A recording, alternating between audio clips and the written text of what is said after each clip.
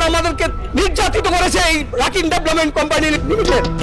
ঢাকার Mirpur 14 police community হলের পেছনের সড়কের পাশ ঘেঁষে সারি সারি 15 তলা ভবন নিয়ে গড়ে উঠেছে বিশাল আবাসন প্রকল্প Bijoy Rakin city. Developer company Rakin development limited উন্নত বিশ্বের আদলে মুক্তিযোদ্ধা ও মুক্তিযোদ্ধা পরিবার কল্যাণ সমিতির প্রায় 50 বিঘা জমির ওপর গড়ে তুলেছে এই কন্ডোমিনিয়াম আবাসন প্রকল্প, যেখানে প্রতিটি ফ্ল্যাটের দাম আকার ভেদে 1.5 থেকে 4 কোটি টাকা পর্যন্ত। চুক্তি অনুযায়ী প্রকল্পের মোট ফ্ল্যাটের 43% সমিতির, বাকি 57% ডেভেলপার কোম্পানির। সেই হিসাবে সমিতির নামে আছে 870টি ফ্ল্যাট, যার সবকটি পাওয়ার কথা সমিতির সদস্য মুক্তিযোদ্ধা ও তাদের পরিবারের।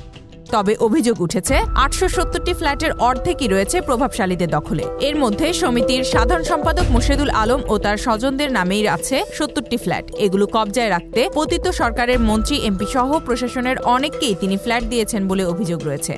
মোর্শেদুল আলম জোর জবরদস্তি করে এখনও সমিতির সাধারণ সম্পাদকের পদটি নিজের দখলে রেখেছেন। শুধু পদ দখল করেই ক্ষান্ত হননি তিনি। আওয়ামী লীগের মন্ত্রী, এমপি, দলীয় নেতা ও প্রশাসনের সঙ্গে সখ্য আছে এমন 112 জনকে অবৈধভাবে সমিতির সদস্য বানিয়ে তাদের ফ্ল্যাট দিয়েছেন বলেও অভিযোগ রয়েছে।